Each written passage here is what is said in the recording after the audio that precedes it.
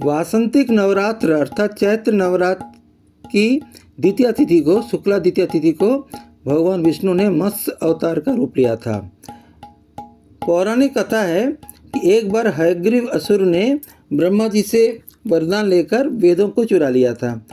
इस तरह से क्या हुआ कि पूरे ब्रह्मांड में अनाचार और अधर्म का बोलबाला हो गया, चारों ओर हाहाकार मच गया। तब भगवान विष्णु ने धर्म की रक्षा के लिए मत्स्य अवतार लिया था। एक दूसरे मत के अनुसार उन्होंने हयग्रीव अवतार लिया था। हयग्रीव माने होता है एक ऐसा असुर जिसका मुंह जो है घोड़े जैसा है, और उसका जो वरदान क्या था कि हमें हयग्रीव ही मारे। अर्थात उन्होंने सोचा कि मैं तो खुद ही हयग्रीव हूँ, मैं अपने हाथ से तो मरूंगा नहीं, तो मैं अमर हो गया। तो भगवान ने हयग्रीव रूप धारण किया और दूसरे मत के अनुसार भगवान ने मत्स्य अवतार ग्रहण किया। परंतु वास्तविक क्या है कि कल्पांत के पूर्व, यानी कि देखिए जैसे 4 युग में हम रह रहे हैं, सत्य युग, त्रेता युग, द्वापर युग और कलयुग। कलयुग के अंत में होगा कल के अवतार, नारायण का अंतिम अवतार होगा, फिर कल्पांत हो जाएगा।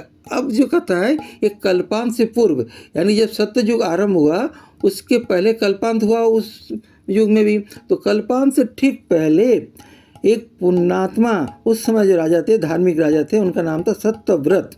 वो नदी में स्नान कर रहे थे, उन्होंने तर्पण किया, अंजलि दिया, और जब एक अंजलि लेकर जब जो जल को हाथ में लेकर अंजलि देने वाले थे, देखा कि उसमें छोटी सी मछली उस अंजलि में है, और मछली ने बोले, हे राजा मुझे मत छोड़िए, मैं बहुत छोटी सी मछली हूँ, मुझे इस इतने बड़े नदी में मत छोड़िए, मुझे आप रक्षा कीजिए, मुझे आप ले चलिए।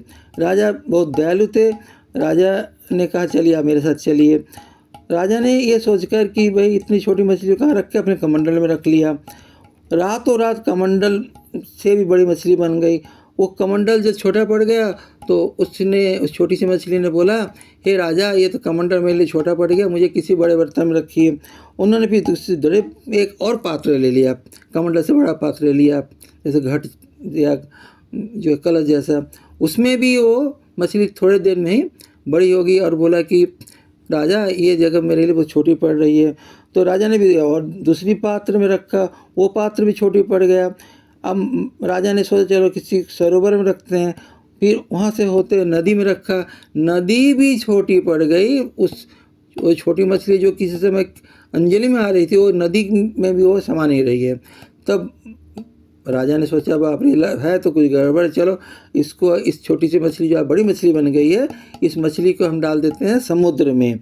समुद्र में जब मछली गई तो उसके बाद फिर वो बड़ी हो गई, समुद्र भी छोटा पड़ गया। तब राजा चकित हो गए, आश्चर्यचकित हो गए, पूछा हे प्रभु आप जरूर परमेश्वर नारायण है, भगवान है, कोई मामूली मछली ऐसा नहीं कर सकता है, बताइए आप कौन है। मैं आपके इस अनंत रूप को देखकर आश्चर्यचकित हूँ। तब मत्स्य ने बोला, अर्थात तो मत्स्यावतार था, तो उन्होंने बोला मैं हूँ नारायण पालन करता विष्णु। असुर हयग्रीव ने वेदों को चुरा लिया है, समस्त लोकों में वो अत्याचार कर रहा है, अनाचार कर रहा है, अधर्म कर रहा है। उसका वध करके मैं वेदों का उद्धार करूंगा, वेदों को मुक्त करूंगा। और आज से ठीक 7वें दिन, 7वें दिवस पृथ्वी पर जल प्रलय आएगी। अर्थात जैसे भगवान शिव का काम है विनाश प्रलय, तो प्रलय का समय आएगा। इस बारे में शिव जी के जो ये प्रलयकारी स्थिति आएगी, नारायण ने उनको भविष्यवाणी की। उन्होंने बताया कि तब आपके पास एक नौका आएगी, आप उसमें सप्त ऋषियों सहित अनाज, औषधियाँ के बीजों को, इसके अलावा दूसरे जो भी जीव हैं उनकी 2-2 जोड़ियाँ लेकर आप आ जाइए, ताकि जो है एक जोड़ी बन जाए। और आप निश्चिंत हो जाइए कि जब उस नाव में सब बैठ जाएंगे और फिर आप उस नाव को चलाइएगा, और मैं खुद जो है उस नाव को चलाने के लिए प्रकट हो जाऊंगा, और आप सबको तत्व ज्ञान दूंगा, ज्ञान दूंगा, बुद्धि दूंगा। ठीक 7 दिन बाद 7वें दिवस को भयंकर जल प्रलय आई, पूरी पृथ्वी नष्ट होने को आ गई, ब्रह्मांड नष्ट होने को आ गया। तब भगवान विष्णु अपने पूर्ण अवतार मत्स्यावतार रूप में आ गए, जैसा कि उन्होंने भविष्यवाणी की थी सत्यव्रत महाराज को।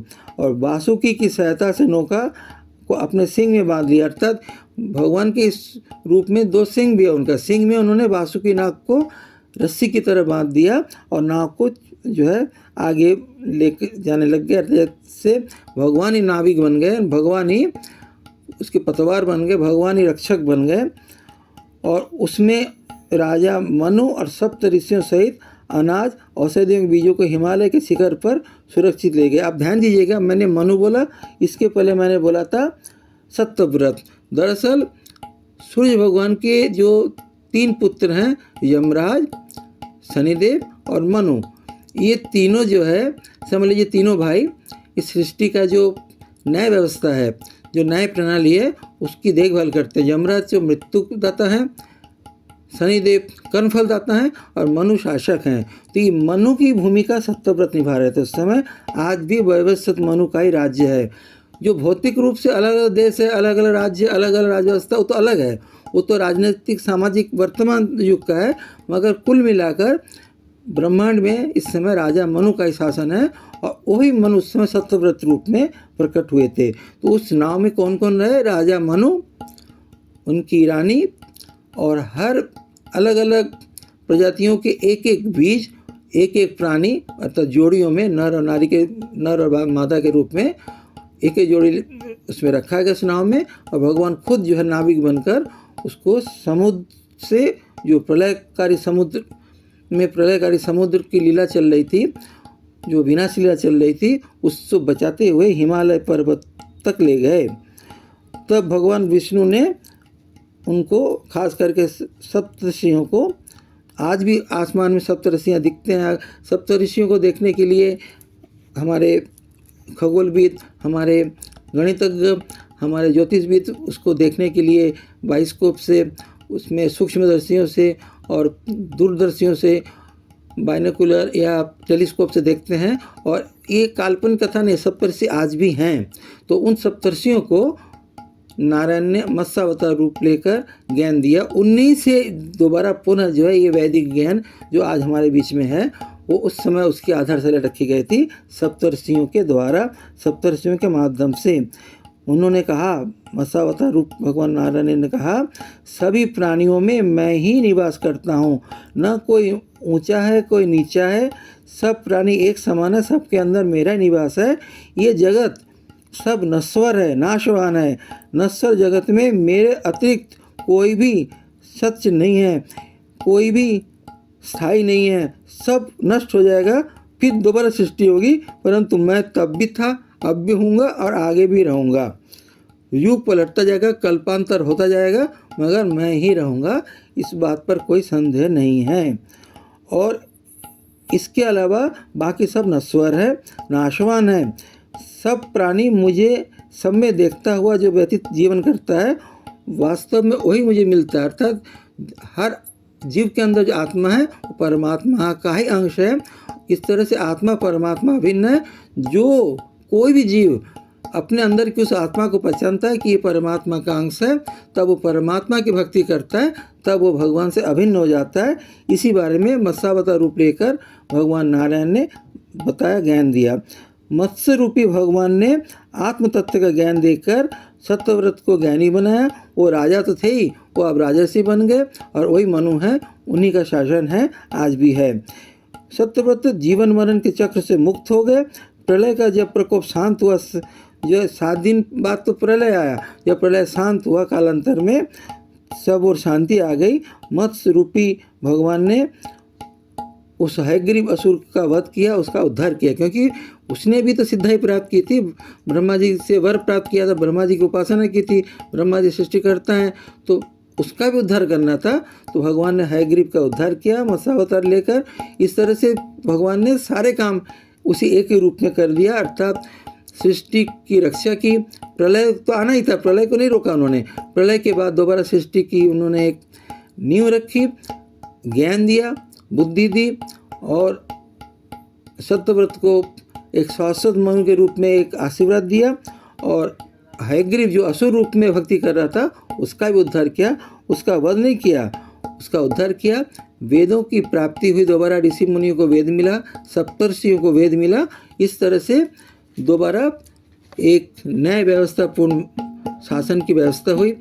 और उसके बाद आप समझ रहे हैं, उसके बाद सत्ययुग आया। धर्म उस समय चतुष्पाद था, 4 पैरों में था। फिर त्रेता युग में धर्म हो गया त्रिपाद, अर्थात एक उनकी टांग कम हो गई, धर्म हो गया 3 पैरों पे। भगवान कृष्ण के समय धर्म हो गया 2 पैर में, द्वापर। और इस कलयुग में धर्म में 1 पैर, अर्थात 1 पैर वाला है। इसीलिए 3 पैर न होने से इस समय अधर्म ज़्यादा है, धर्म कम है, मगर धर्म है। धर्म इस समय 1 टांग में है, इसलिए बड़ा सावधान रहिएगा। कलयुग में एक ही उपाय है कलयुग से बचने का, अर्थात कलयुग अपने आप में देखा जाए दयावान भी है कि सतयुग में हम जब तप करते थे, बड़े कठोर तप करते थे, करते करते अब अंतिम युग चल रहा है। इस युग में एक ही तरीका है, हरि नाम जपन तेरा काज है। हरि नाम जपना, हरि नाम सुमिरन कर ले मेरे मना। चैतन्य महाप्रभु ने बोला, जय जन श्री कृष्ण भजे से ही हमारा प्राण है। जो श्री कृष्ण का भजन करता है, मैं ही उसका, वो मेरा प्राण है, मैं उसका प्राण हूँ। और एक बात ध्यान दीजिए कि क्या कहा गया। उन्होंने कहा खाली कृष्ण की पूजा मत कीजिए, क्योंकि कृष्ण की पूजा करने के लिए जो शक्ति चाहिए, आह्लादनीय शक्ति चाहिए, वो राधा है। मैं खुद राधा की भक्तन हूँ, अतः कृष्ण राधा, राधा कृष्ण अभिन्न है। इस बात को चैतन्य महाप्रभु ने बताया। इसलिए दुर्गा पूजा के अंत में मैंने कई साधु संतों को और जो पुजारी पूजा करते हैं उनको, जब माता का घट में विसर्जन होता है तो बोलते हैं हरि बोल हरि बोल, एतत् कर्म फलम राधा गोविंद अर्पणस्तु। राधा की कृपा होगी तब कृष्ण की भक्ति होगी, और माता दुर्गा की कृपा होगी, कात्यायनी की कृपा होगी, तब भी दुर्गा की कृपा से ही हमें कृष्ण भक्ति मिलेगी, हरि भक्ति मिलेगी। कृष्ण भक्ति प्रदे दुर्गे कात्यायनी नमस्तुते, दुर्गे देवी नमस्तुते। जय दुर्गे जय दुर्गे जय दुर्गे।